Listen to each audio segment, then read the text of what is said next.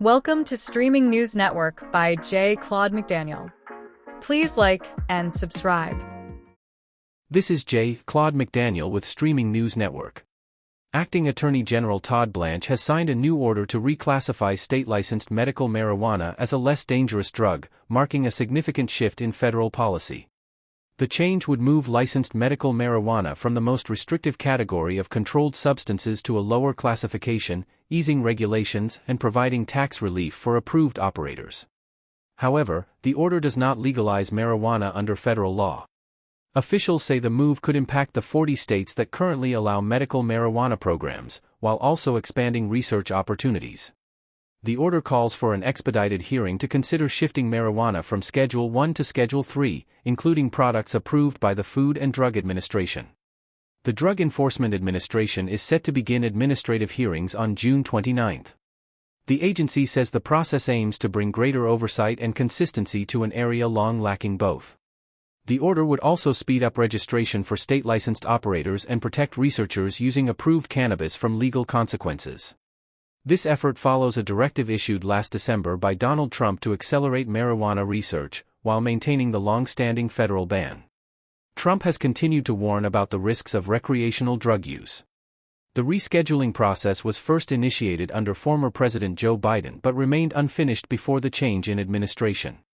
In recent days, the president has also signed additional orders aimed at expanding research into psychedelic treatments for mental health conditions, particularly for military veterans.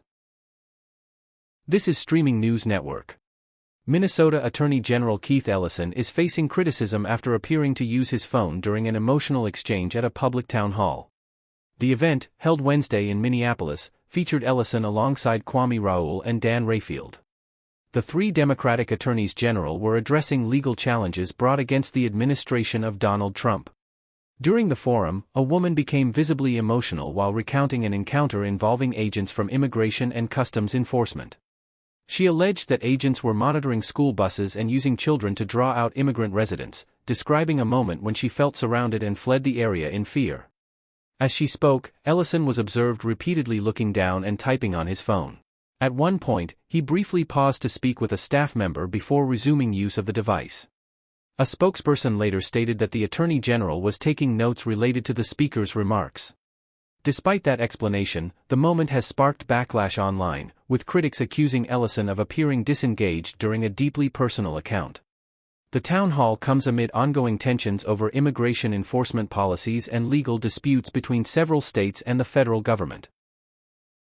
This is Streaming News Network. Minnesota Congresswoman Ilhan Omar is facing scrutiny over major discrepancies in her financial disclosure filings, involving what has been described as a multi-million-dollar reporting error.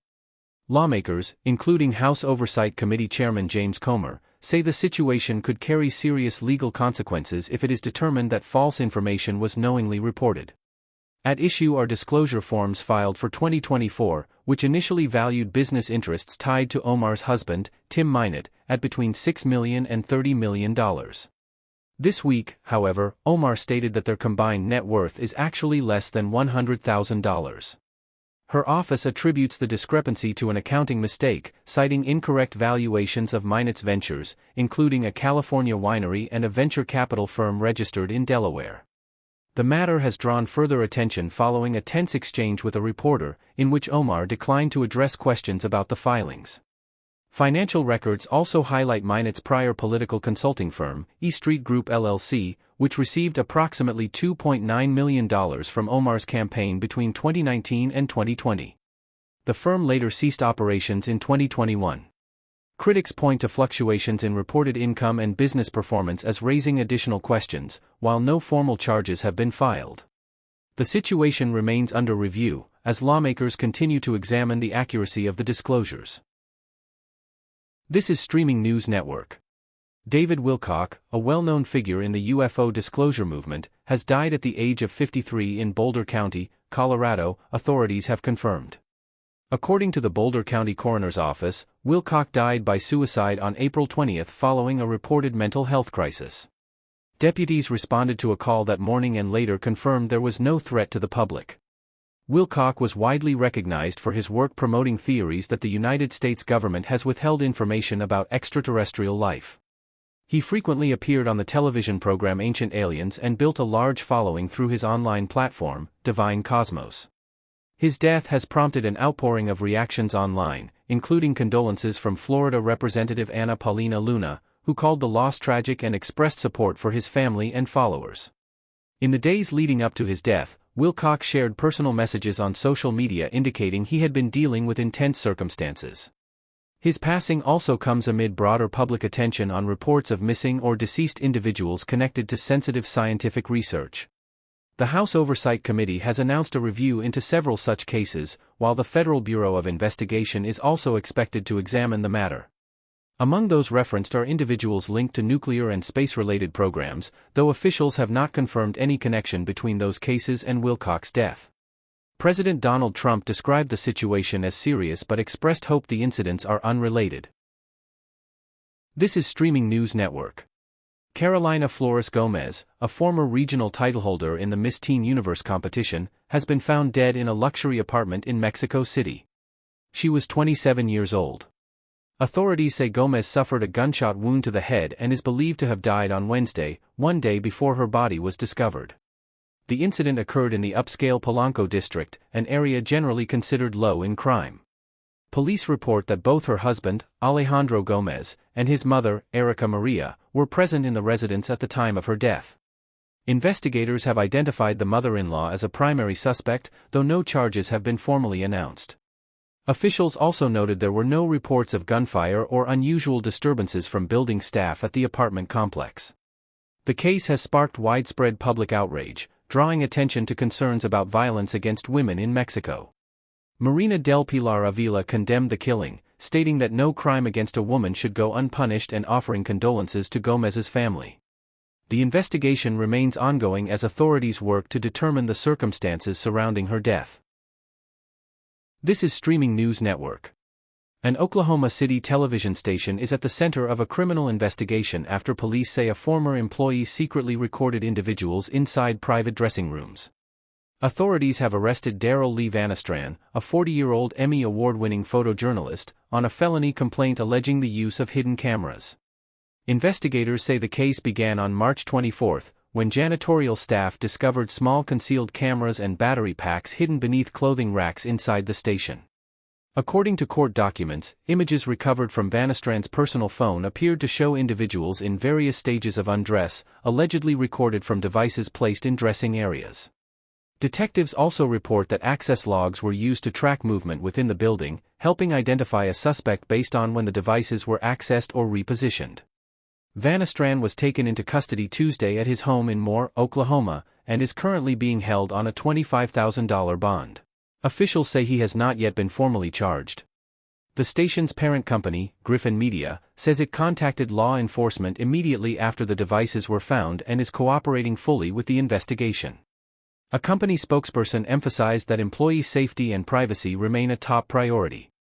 The incident follows a separate case last year involving hidden cameras at another Oklahoma City station, raising renewed concerns about workplace privacy and security.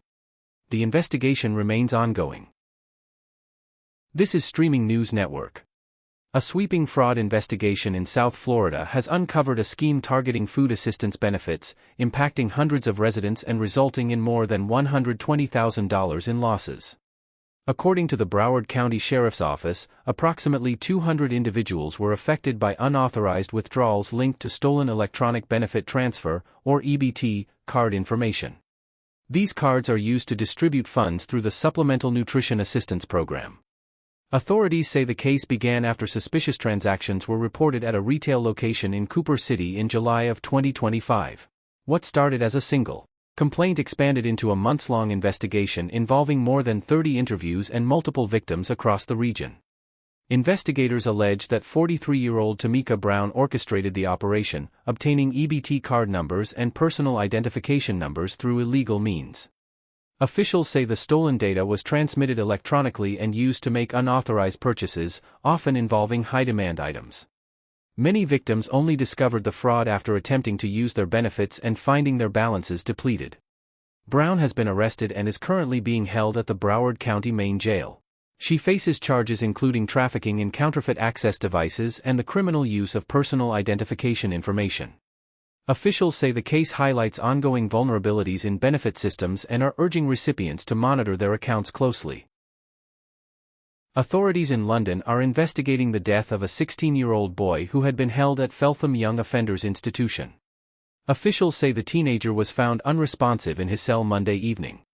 Emergency services were called, and he was transported to a nearby hospital, where he was pronounced dead roughly 2 hours later. Police from Metropolitan Police Service have described the case as an unexpected death. A post-mortem examination is expected as part of the ongoing investigation. A spokesperson for the Youth Custody Service confirmed the incident and said an independent review will be conducted by the Prisons and Probation Ombudsman, which routinely investigates deaths in custody. The circumstances surrounding the teenager's death remain unclear. A family acquaintance has raised concerns about possible injuries, though authorities have not confirmed any cause of death. The facility itself has faced prior scrutiny. Inspectors have previously identified high levels of violence at Feltham, with warnings issued in recent years about safety conditions. Officials say inquiries are ongoing as investigators work to determine what led to the teen's death. This has been Claude McDaniel with Streaming News Network. Country music artist Jelly Roll is opening up about a recent setback in his ongoing weight loss journey, after shedding more than 200 pounds over the past several years. In a new video shared online, the 41-year-old singer said he lost his way during the holiday season, describing a period of overindulgence combined with a physical setback after breaking his collarbone, which forced him to pause exercise. Despite the progress he has made since beginning his health transformation in December of 2022, Jelly Roll says he has not yet reached his ultimate goal weight. After recently stepping back on the scale, he revealed he had gained 12 pounds, bringing his current weight to approximately 276 pounds. The artist, known for his song Save Me, says he still hopes to lose an additional 40 to 60 pounds and remains focused on improving his health long-term. While acknowledging the challenges, Jelly Roll emphasized his commitment to continuing the journey, saying his focus remains on feeling better and staying consistent moving forward. This has been Claude McDaniel with Streaming News Network. Thank you for listening to Streaming News Network videos and shorts. Please like and subscribe to our news channel.